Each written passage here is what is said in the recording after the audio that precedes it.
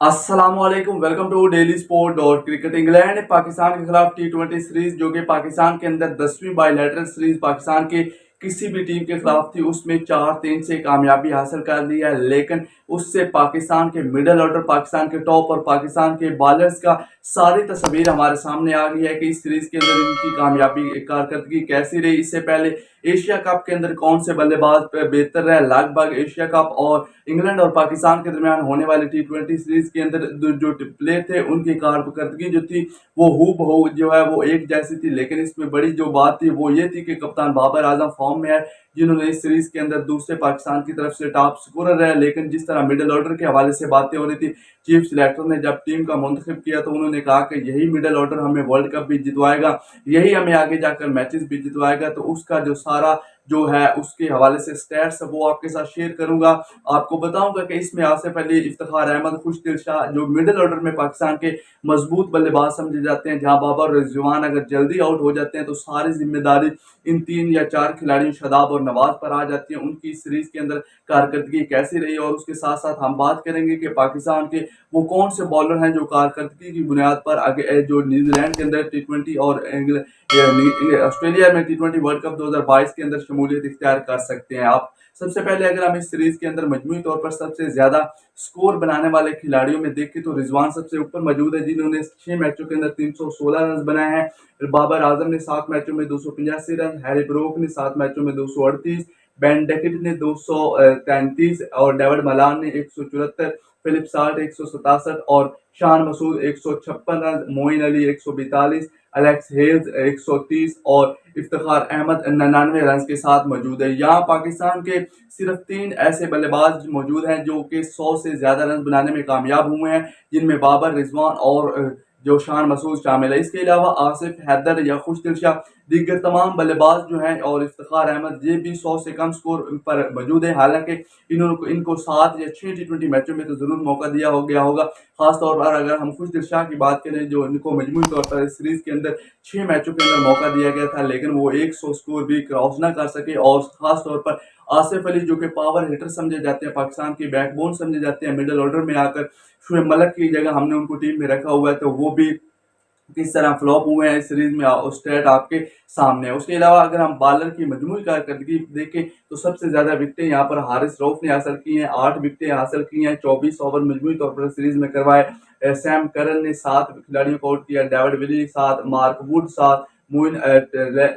रेसी टोपले भी 6 विकेटें, उसके अलावा मोहम्मद नवाज की 5 विकेटें, आदर रशीद की 5 विकेटें, क्रिस वॉक्स की 4 विकेटें, उस्मान कादिर और मोहम्मद हसनैन ने भी इस सीरीज के अंदर 4-4 विकेटें हासिल की हैं। और अगर हम इसमें पाकिस्तान की बैटिंग देखें तो इसमें लगभग बाबर आजम, मोहम्मद रिजवान के अलावा पाकिस्तान की तरफ से इस सीरीज में कोई भी बल्लेबाज ज्यादा बेहतर और खातरख्वाह और काबिल तारीफ कारकर्दगी नहीं दिखा सका, क्योंकि हमने आगे न्यूजीलैंड के अंदर टी20 ट्रायंगुलर सीरीज खेली है। वहां पर तो आपको मिलेंगे बॉन्सर लुगी फ्रीगियस आएंगे, उसके अलावा ट्रेंट बोल्ट आएंगे, सिर्थी आएंगे, तो वो आपको कराएंगे बाउंसर, वो आपको शॉर्ट गेंद या जो निचली गेंदें होती हैं वो नहीं करवाएंगे। और हमने देखा इंग्लैंड के खिलाफ पाकिस्तान अपनी कंडीशन, होम कंडीशन के अंदर, जहां पाकिस्तान इंग्लैंड के खिलाफ फेवरेट लग रहा था कि जिसके इंग्लैंड के पास Jonny Bairstow, Jos Buttler, Jason Roy जैसे बड़े बड़े, लैम लिविंगस्टन जैसे बड़े बड़े खिलाड़ी नहीं भी थे, लेकिन उसके बावजूद उसने पाकिस्तान को फेवरेट ना होने दिया और सीरीज में 4-3 से कामयाबी हासिल की।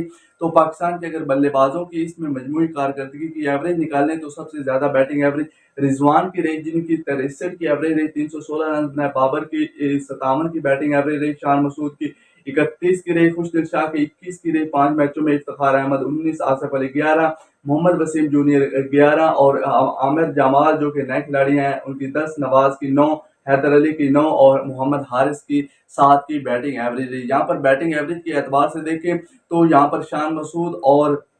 बाबर और रिजवान टॉप पर मौजूद हैं, जबकि खुशदिल शाह के 21 की बैटिंग एवरेज है और उनका जो स्ट्राइक रेट है वो भी लगभग 110 और 120 के दरमियान है। जहां पर मिडिल ऑर्डर में आकर आपने स्पिनर को खेलना होता है, स्ट्राइक को रोटेट करना होता है, तो वहां पर ये वाली बैटिंग एवरेज लगभग काबिल कबूल नहीं है। अगर हम पाकिस्तान के मजमूई बॉलर्स की कारकर्दगी देखें इकॉनमी के हवाले से, तो सबसे बेहतरीन इकॉनमी इसमें इफ्तिखार अहमद की रही, जिन्होंने 7 मैचों के अंदर 12 ओवर करवाए, 73 रन दिए और उनकी इकॉनमी 6.08 की रही। हारिस रऊफ की 7.87 की रही, मोहम्मद नवाज की 8.09 की रही, हसनैन की 9.110 की, पाकिस्तान के बाकी तमाम बॉलर नसीम कादर, उस्मान कादर, आमिर जमाल, मोहम्मद वसीम जूनियर और धानी, ये तमाम वो बॉलर हैं जिनकी इस सीरीज के अंदर मजमू जो इकॉनमी था पर ओवर यानी कि स्कोर देने की इकॉनमी वो लगभग 10 से 12 रन के करीब है। यानी कि पाकिस्तान को इस दफा एशिया कप में तो हम बातें कर रहे थे कि पाकिस्तान की बॉलिंग अटैक दुनिया का एक बेहतरीन बॉलिंग अटैक बन चुका है, लेकिन हमारी कमजोरी